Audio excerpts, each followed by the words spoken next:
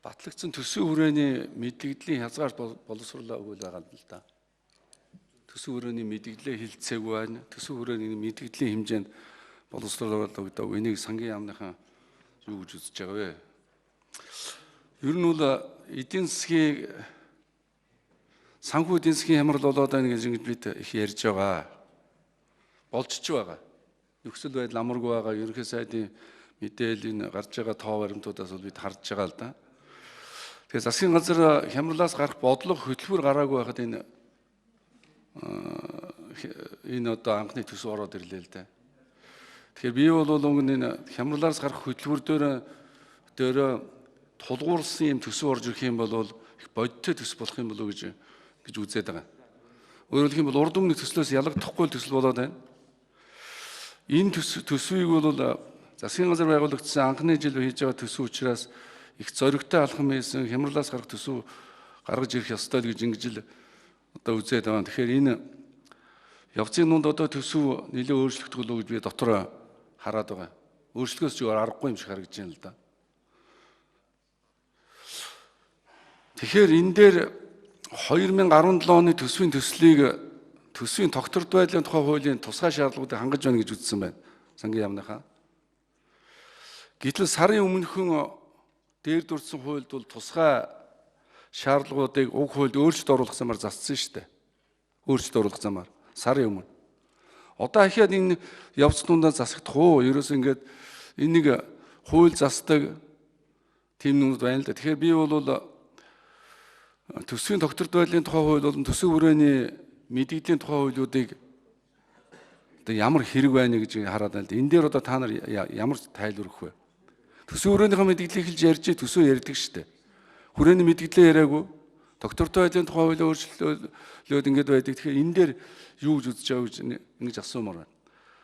За гуравт нь бол үндэсний аудитын гадлын санал дүгнэлтэнд төрийн санхүү төсвийн барагдуулалт хангалтгүй байгааг дурдсан байна.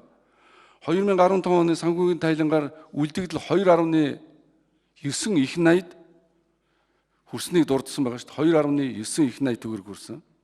Тэгэхээр энэ их авалгыг одоо яах вэ? Би түрүүний удаа хэлцэж байх ч гэсэн үндэсний аудитын тайлан хэлцэж явах ч гэсэн асууж байсан.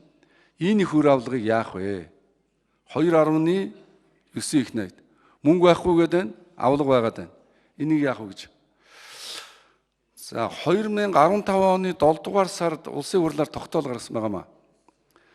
Энэ дээр бол төрийн өмчийг 2015-аас 16 онд хувьчлах, өөрчлөн байгуулах үндсэн чиглэлийг баталсан байна. За энэ дээр бол их олон компаниудыг, төрийн өмчт компаниудыг Дулааны 2-3 дугаар цэглэгээ хасцаанд, Дархан Эрдэнэ дулгааны цэглэгээ хасцаанд, Улаанбаатар цэглэгаан төгөөг сүлжээ гэдэл хөдөө аж ахуйн бирж гээд ингээд бага ажил нэгжүүдийг өөрчлөх тухай оруулсан. Яг энэ дээр одоо төсөв дээр эндээс оруулах хөрөнгө мөнгө тусгацсан байна уу? Энэ объектуудыг цаашдаа хувьчлах уу? Би бол энэ объектын хувьчлалтаар юм олж харахгүй байгаа даа л да. Тэгэхээр яг энэ дээр юу гэж байгаа гэж. За дараа нь бол энэ орлого нэмэгдүүлэх талаар их олон зүйл хиймээр байгаа. Одоо ингээд засгийн газар өмнө оруулж ирсэн тодтголын үеэр бол алт аригт тамхины татварыг нэмнэ гэж оруулж ирсэн. Одоо энийг хийх цаг болоогүй юм уу? Тодорхой татварыг нэмэхгүй байх нь зөв боловч аригт тамхи алтныхаа татварыг нэмэх цаг нь болцсон юм биш үү? Энэ дээр ягаад цаашдаа энийг одоо төсвийн үеэр одоо ярихад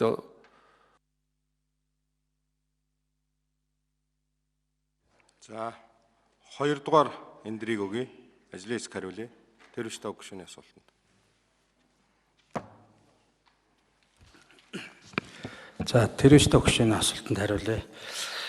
Сая 2016 оны 9 сарын 9-нд батлагдсан төсвийн тодтголтой төсвийн доктортой байдлын тухай хуулинд нэмэлт өөрчлөлт оруулаад төсвийн алдагдлыг 2017 онд 9.9%, 19 он 18 онд 7.5, 19 онд 5.5-д 20 оноос төсөв алдагдaltaгүй байгаар ингэж ийм заалтыг ингэж өөрчлөлт оруулсан байгаа. Тэгээ яг энэ хүрээнд доктортой байдлын хууль заасан энэ тусгай шаардлага болон төсвийн хүрээний мэдээлэл батлагдсан мэдээллийн хүрээнд энэ төсвийг боловсруулж оруулж ирсэн.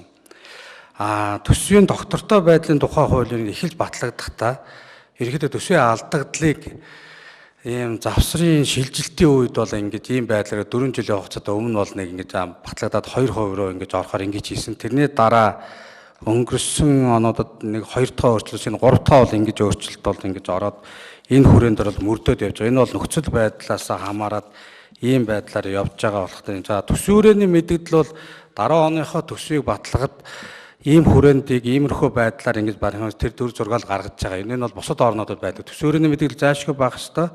Төсвийн өөрийнх нь боловсруулах бүх процесс, бүх юмнууд нь бол төсвийн тухай, төсвийн доктортой байдлын тухай хуулиар зохицуулагдсан байгаа учраас энэ төсвийн мэдэгдлүүд эдгээр бол заашгүй байх ёстоймаа гэдэг ийм байдлаар бол 17 оны төсвийг боловсруулсан байгаа.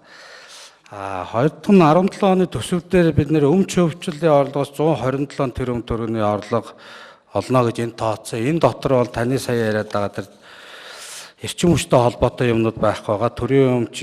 Төрийн банк, хөрөнгийн бирж, оргил аршаан, совилал гэсэн юмнуудыг хувьчлана гэж ийм байдлаар бол бид нэр бол төсөв дээр авч тооцоо.